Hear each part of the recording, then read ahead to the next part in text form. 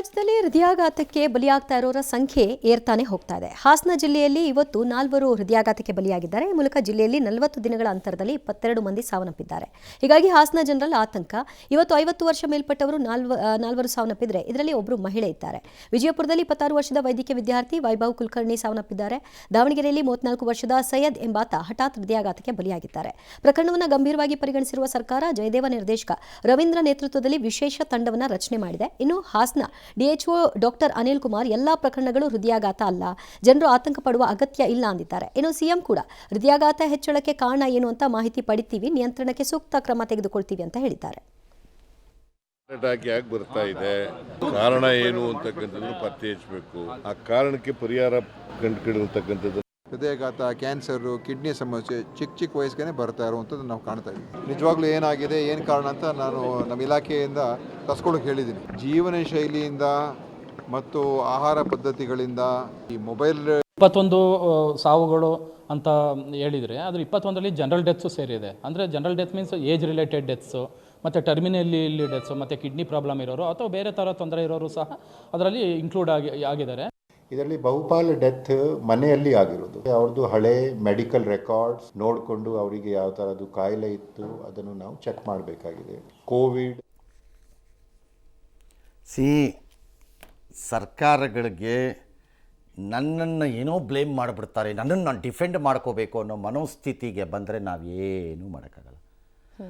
ರಾಜಕೀಯವಾಗಿ ಬುರುಡೆ ಬಿಟ್ಟಂಗೆ ಇಲ್ಲೂ ಒಂದು ಬುರುಡೆ ಬಿಟ್ಕೊಂಡು ಓಡಾಡ್ತೀರಿ. ಆಫೀಸರ್ಗೆ ಯಾರಿಗೋ ಅವ್ರಿಗೆ ಏನಾಗಬೇಕು ರೀ, ಅವ್ರು ಹೋಗ್ತಾರೆ ಬರ್ತಾರೆ, ಇನ್ನೊಂದು ಪೋಸ್ಟ್ ಡಿಪಾರ್ಟ್ಮೆಂಟ್ಗೆ ಹೋಗ್ತಾರೆ, ಇನ್ಯಾರೋ DH ಹೋಗ್ತಾರೆ ಬರ್ತಾರೆ. ಜನರ ಭಯಾನ ನಿಮ್ಮ ಈ ಬಾಲಿಶವಾದಂಥ ಮಾತುಗಳಲ್ಲಿ ಸಮಾಧಾನ ಆಗುತ್ತೆ ಅಂತ ಅನ್ಕೋಬೇಡಿ. ಪೀಪಲ್ ಆರ್ ವರೀಡ್, ಅಷ್ಟು ಮಾತ್ರ. ಯಾಕೆ ಅಂತ ಹೇಳ್ತೀನಿ. ನಾನು ಬೇಸಿಕಲಿ ಸ್ವಲ್ಪ ಸೈನ್ಸ್ ವಿಚಾರದಲ್ಲಿ ಭಾಳ ಕೇರ್ಫುಲ್ ಆಗಿರ್ತೀನಿ. ನಾನು ಬಾಯಿಗೆ ಬಂದಂಗೆ ಹೇಳೋಕ್ಕೆ ಹೋಗಲ್ಲ ನಾನೇನು. ಇದರಲ್ಲಿ ಹೇಳ್ತೀನಿ, there are some serious concerns ಇದೆ ಇದರೊಳಗಡೆ, ಇಲ್ಲ ಅಂತ ಹೇಳಲಿಕ್ಕೆ ಆಗ್ತಿಲ್ಲ ನನ್ನ ಕೈಯಲ್ಲಿ. ಫಾರ್ ಎಕ್ಸಾಂಪಲ್, ಸಮ್ವನ್ ಅಲ್ಲಿ ಯಾರೋ ಮಾತಾಡಿದಂತಹ ಬುದ್ಧಿವಂತರಲ್ಲಿ ಒಬ್ಬರು ಯಾರೋ ಹೇಳ್ತಿದ್ರು ಕಿಡ್ನಿ ಕ್ಯಾನ್ಸರ್. ಪಾಸಿಬಲ್, ಕಿಡ್ನಿಯಿಂದ ಕ್ಯಾನ್ಸರಿಂದ ಸಾಯಬಾರ್ದು ಅಂತ ಹೇಳಲ್ಲ. But the way deaths are happening ನಮಗೆ ಪ್ರಾಬ್ಲಮ್ ಕಾಣಿಸ್ತಾ ಇರೋದು ಜನಕ್ಕಿಲ್ಲಿ ಕಾಮನ್ ಸೆನ್ಸಲ್ಲಿ. Collapse and death, collapse and death. No kidney patient will collapse and die like that. Medically can anybody say that? Cancer patient 4th ಸ್ಟೇಜೋ final ಸ್ಟೇಜೋ ಯಾವುದೋ ಒಂದು stage ಬಂದವನು ಹಿಂಗೆ ಕೊಲಾಪ್ಸಾಗಿ ಸಾಯ್ತಾನ ಕ್ಯಾನ್ಸರಲ್ಲಿ? ಓವರ್ ಎ ಪೀರಿಯಡ್ ಆಫ್ ಟೈಮಲ್ಲಿ ಸಾಯ್ತಾರೆ, ಸಾಯಲ್ಲ ಅಂತ ನಾನು ಹೇಳೋಕ್ಕಾಗದೇ ಇಲ್ಲ. ಎರಡನೇದು, ಒಂದು ಶೋಕಿ ಸ್ಟಾರ್ಟ್ ಆಗೋಗಿದೆ ಮಂತ್ರಿಗಳಿಗೆ, ಅಧಿಕಾರಿಗಳಿಗೆ. ಮಾತಿದ್ರೆ ಜೀವನ ಶೈಲಿ. ಏನಪ್ಪ ಜೀವನ ಶೈಲಿ? ಈಗ ಈ ಹಾಸನದಲ್ಲಿ ಸತ್ತಿರೋ 22 ಜನದಲ್ಲಿ ಯಾರ್ಯಾರ ಜೀವನ ಶೈಲಿ ಏನೇನಿತ್ತು? ಏನು ಅವ್ರೇನು ಪ್ರಪಂಚದಲ್ಲಿ ಯಾರು ನೋಡದೇ ಇರೋ ಅಕ್ಕಿ ತಂದು ಊಟ ಮಾಡ್ತಿದ್ರಾ? ಏನು ಇರ್ಲಿಕ್ಕೆ ಸಾಧ್ಯ? ವಾಟ್ ಈಸ್ ದ ಜೀವನ ಶೈಲಿ? ಏನದು? ಇದೊಂದು ಶೋಕಿಯಾಗಿ ಹೋಗ್ತಾ ಇದೆ.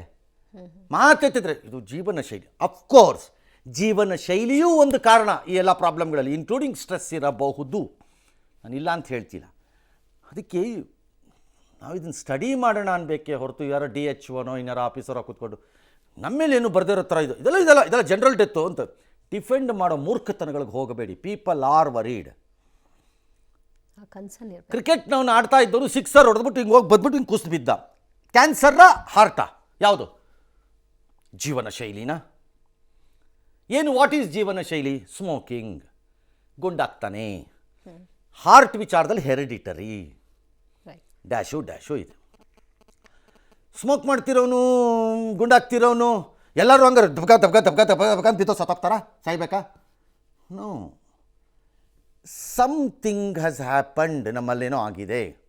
ಅದನ್ನು ಕೆಲವು ಬಾಡಿಗಳು ಡೈಜೆಸ್ಟ್ ಮಾಡ್ಕೊಂಡಿವೆ, ಕೆಲವು ಬಾಡಿಗಳಿಗೆ ಡೈಜೆಸ್ಟ್ ಆಗಿಲ್ಲ ಅನಿಸತ್ತೆ. ಕೆಲವು ದೇಹಗಳ ಮೇಲೆ ವಿಪರೀತ ನೆಗಡಿ. ಭಾಳ ಜನಕ್ಕೆ ಡಸ್ಟಲ್ಲಿ ಹೋದ್ರೆ ನೆಗಡಿ ಆಗಲ್ಲ, ಕೆಲವ್ರಿಗೆ ಎಲ್ಲೋ ಡಸ್ಟ್ ಬಂದರೆ ಇಲ್ಲಿ ನೆಗಡಿ ಆಗತ್ತೆ.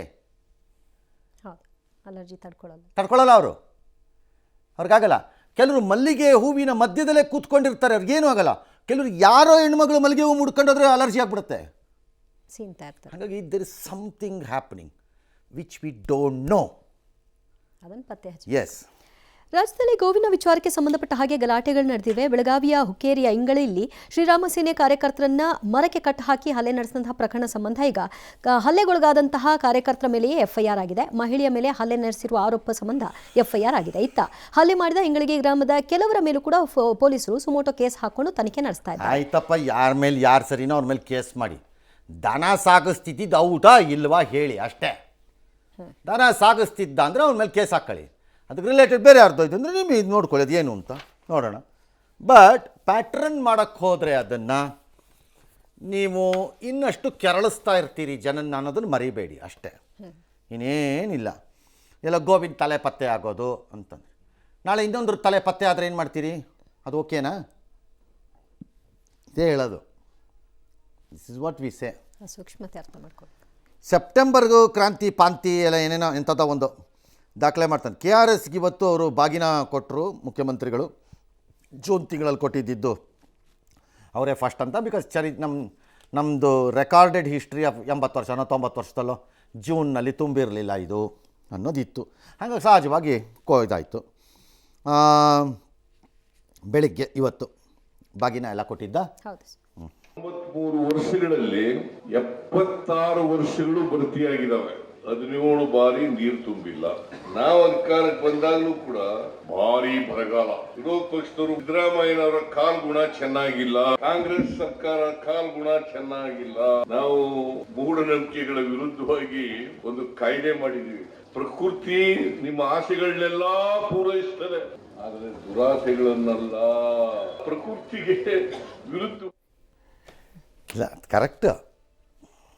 ಜನ ಕೊಡೋ ಅಂಥ ಅಧಿಕಾರ ಗೌರವ ನಿಮ್ಮ ಆಸೆಗಳನ್ನೆಲ್ಲ ಪೂರೈಸತ್ತೆ,